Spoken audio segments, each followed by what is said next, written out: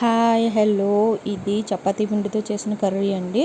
మా అత్తయ్య టేస్ట్ అయితే చేపించాను. అంటే నేనే వండి నేనే టేస్ట్ చేసి చెప్తుంటే ఏదోలా ఉంటుంది కాబట్టి అస్తమానని ఈసారి మా అత్తయ్య గారు మా అమ్మాయి అయితే టేస్ట్ చేసి చెప్పారన్నమాట.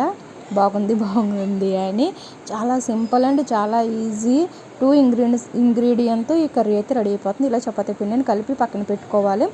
దీన్ని ఇప్పుడు చపాతీ చిన్న ముద్ద తీసుకొని ఇలా పొడవుగా వీడియోలో చూపిస్తున్న విధంగా పొడవుగా అయితే చేసుకుని, ఇప్పుడు మీ దగ్గర ఏదైనా రోల్ ఉంటే రోల్తో ఇలా రోల్ కింద చేసుకోవచ్చు. నేను పెన్సిల్తో చేస్తున్నాను.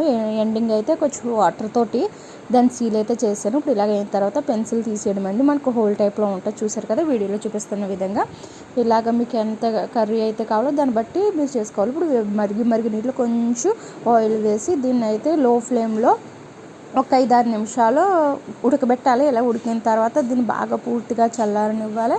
ఇలా చల్లారిన తర్వాత దీన్ని చిన్న చిన్న ముక్కల కింద కట్ చేసుకుని పక్కన పెట్టుకోవాలి. ఇప్పుడు కడాయిలో ఆవాలు, జీలకర్ర, ఉల్లిపాయ, పచ్చిమిరపకాయలు, కరివేపాకు, అల్లం వెల్లుల్లి పేస్ట్ ఇన్ని తాలింపు వేసుకుని బాగా ఫ్రై అయి ఉండవాలి. ఉప్పు, కారం, పసుపు, ధనియాల పొడి ఇవన్నీ వేసుకుని టమాటా ప్యూరీ కూడా వేసుకుని పచ్చివాసన పోయేందుకు బాగా ఫ్రై చేయాలి. మసాలాలు మాడిపోకుండా ఉండడం కోసం నేను కొంచెం వాటర్ పోసాను.